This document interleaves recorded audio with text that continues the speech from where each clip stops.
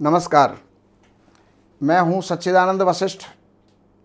सज्जनों, आज आपको पूजा से जुड़ी हुई जानकारी देंगे। देखिए, एक बात बताऊं, भगवान शिव अवधरदानी हैं, आशुतोष हैं और सब कुछ प्रदान करने वाले हैं। यानी शिवलिंग के ऊपर हम जो जो वस्तु चढ़ाते हैं उनका हमें जीवन में क्या लाभ मिलता है और क्या लाभ ले सकते हैं और किस लाभ के लिए हम क्या वस्तु चढ़ाएं, तो उसकी जानकारी देने का प्रयास करते हैं। शिवलिंग के ऊपर दूध अगर हम चढ़ाते हैं तो आरोग्यता की प्राप्ति होती है। दही अगर चढ़ाते हैं तो हर्ष और उल्लास की प्राप्ति होती है। शहद यदि चढ़ाते हैं तो सौंदर्य की प्राप्ति होती है और वाणी में मिठास आता है। घी अगर चढ़ाते हैं तो तेज की प्राप्ति होती है, औरा हमारी प्रखर हो जाती है। शक्कर अगर चढ़ाते हैं तो सुख समृद्धि के अंदर जो है और ऐश्वर्य में वृद्धि होती है। भगवान शंकर पर इत्र भी चढ़ाते हैं तो उससे धर्म की प्राप्ति होती है, हमारी बुद्धि धार्मिक हो जाती है। तेल चढ़ाने से धन धान्य और भौतिक सुख की प्राप्ति होती है और शत्रुओं का नाश हो जाता है। ये भगवान शिव पर अभिषेक करते समय की बात है। चंदन चढ़ाते हैं तो मान सम्मान की प्राप्ति होती है। केसर अगर आप चढ़ाते हैं तो दाम्पत्य जीवन सुखमय हो जाता है, विवाह बाधा दूर हो जाती है, मनचाहा जीवन साथी मिलता है और विवाह के योग बनने लगते हैं।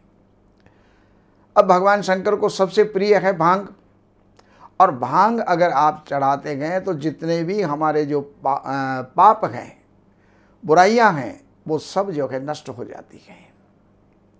आंवले का रस चढ़ाएंगे तो दीर्घायु की प्राप्ति होगी। गन्ने का रस चढ़ाएंगे तो धन की प्राप्ति होगी और परिवार के अंदर तालमेल बढ़ता है। योग्य और आज्ञाकारी संतान प्राप्त होती है। तिल अगर चढ़ाते हैं तो सब पापों का नाश होता है। चावल चढ़ाते हैं सुख समृद्धि की प्राप्ति होती है। जो चढ़ाते हैं तो सांसारिक सुखों की प्राप्ति होती है। और एक बिल्व पत्र, बेल का पत्ता, ये चढ़ाते हैं तो सारे संकट दूर होते हैं। हार श्रृंगार का फूल चढ़ाते हैं तो सुख संपत्ति और ऐश्वर्य की प्राप्ति होती है। दूर्वा हरी घास वो अगर चढ़ाते हैं तो आयु दीर्घ होती है।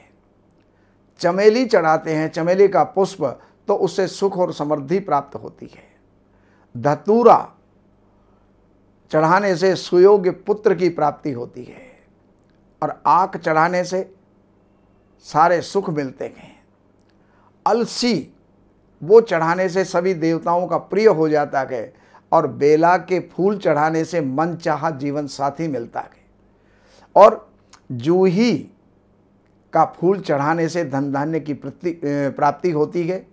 और अगर बहुत बड़ा भयंकर कोई रोग है, असाध्य रोग है, तो कुशा के जल से सहस्त्राभिषेक करने से वो रोग जड़मूल से शांत हो जाता है। महारुद्र विधानेन असाध्यो रोगोपि शाम्यति। महारुद्र के विधान से असाध्य रोग जो है वो शांत हो जाता है।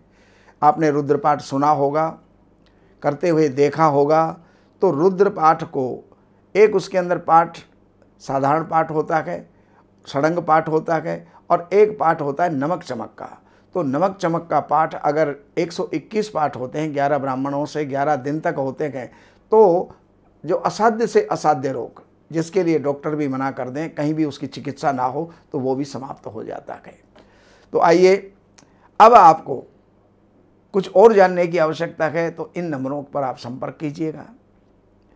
कार्यालय से अपॉइंटमेंट लीजिए, कार्यालय की सेवाएं अर्पण कीजिए और जो भी आपकी संकट है, व्याधि है, कष्ट है, परेशानी है, मुकदमा है और भी कुछ उलझने हैं, तो उनका समाधान आप पा सकते हैं। नमस्कार।